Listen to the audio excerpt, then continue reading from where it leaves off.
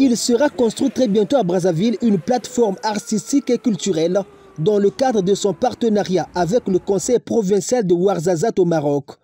Ceci pour booster la créativité des jeunes Brazzavillois.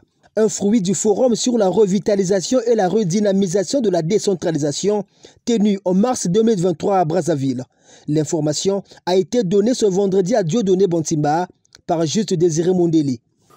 Le député maire de Brazzaville et son bureau exécutif ont pensé qu'il fallait créer un espace culturel, artistique. Le projet, c'est construction d'une plateforme artistique et culturelle. Il s'agit de construction d'une plateforme de diffusion culturelle et artistique, donc une scène avec des loges, des coulisses, des bureaux, organisation d'activités d'animation culturelle et artistique. Le projet va durer 12 mois. Le coût de financement en CFA s'élève à 199 millions, presque, on va arrondir à 200 millions de francs CFA. Aux côtés de Brazzaville, qui doit pouvoir exprimer son statut de ville créative de l'UNESCO, c'est 7 autres collectivités locales, communes et départements du Congo qui vont bénéficier chacun d'un ou des projets. Devant chaque représentant des localités et villes concernées, le ministre délégué à la décentralisation et au développement local a donné les spécificités de chaque projet, comme par exemple la commune d'Ifondo qui bénéficie d'un montant de 184 399 431 francs CFA. Ce projet vise l'éclairage public par panneaux photovoltaïques et renforcement de capacité de 2 cadres territoriaux.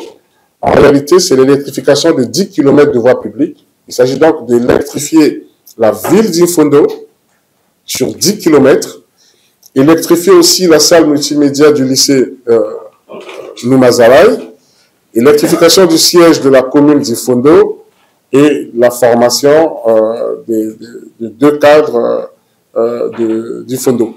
Bénéficiaire elle aussi dans le cadre de son partenariat avec la commune marocaine de Souk El Arba, la commune de Pointe-Noire compte 6 projets d'un coût global de 198 950 771 francs CFA destinés à la lutte contre l'insalubrité et le renforcement des capacités d'un cadre territorial. Il y a 2 comités qu'il faut mettre en place. Il y a un comité de pilotage qu'il faut mettre en place avec aussi le partenaire. Naturellement, au niveau du cabinet, nous allons aussi être partie prenante.